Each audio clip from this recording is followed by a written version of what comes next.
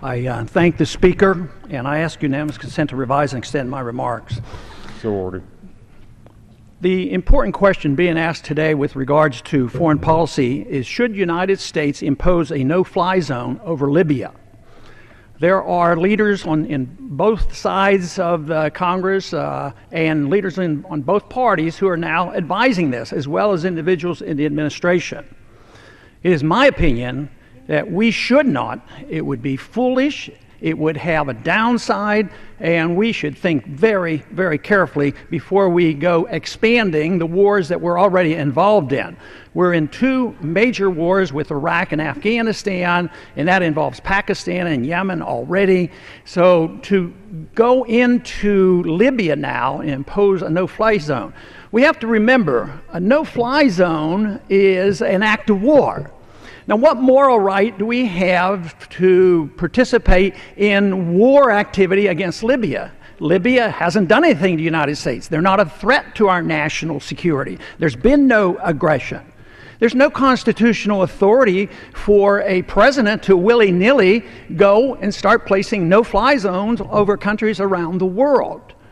And you know, we tried this in the 1990s and did it for 8 or 9 years. We had a no-fly zone along with sanctions and blockades around Iraq. And finally it ended up in war, and the wars were based on lies. And then when that happened, they said, yes, but it was well worth it because we got rid of a bad guy.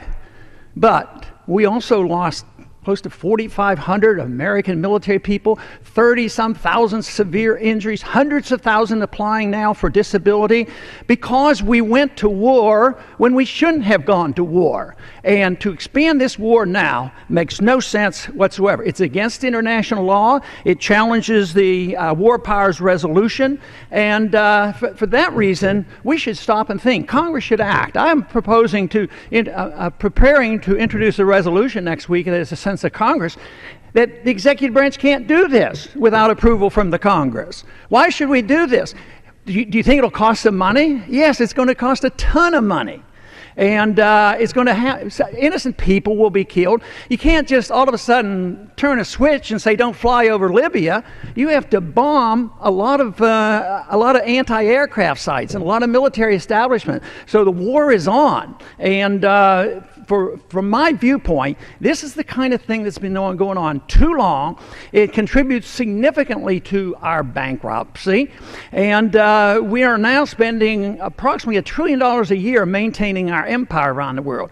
We are in the process of remaking all the borders and leadership in Middle East and Central Asia, and now North Africa we get involved. We had invested $70 billion trying to prop up a dictator in Egypt, and look how that ended up. Now we're hustling around to find out who the next dictator is. So if we get involved, I'm not sure they even know who to bomb and why, which one, and who's going to come out on top. That is an internal matter. It's a civil war that's going on, and we can cheer for one side or the other, but that is not a justification to place the burden on the American people, both militarily and individual-wise as well as monetarily. Now, some would say that, yes, that sounds good, I agree with you that, but as long as we get approval from the UN and NATO, it'll be okay. But you know, that's just really a cop-out. What Army and Air Force and technology does the UN have, and what does NATO have? You get a resolution in the UN and say, well, let's take out this bad guy and do these things, or NATO does it. They're all our airplanes, and they're all our money, and no matter what, anything and everything that goes wrong, the United States will be blamed for it. And there's enough resentment against us already for pretending that we can tell every other country how to live.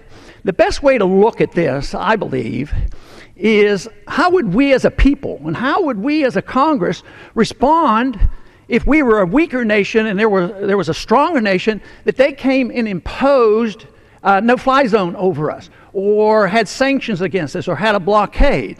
We wouldn't accept that. That would unify us. So I don't buy into this thing that this is the only humanitarian thing that we can do is expand the war.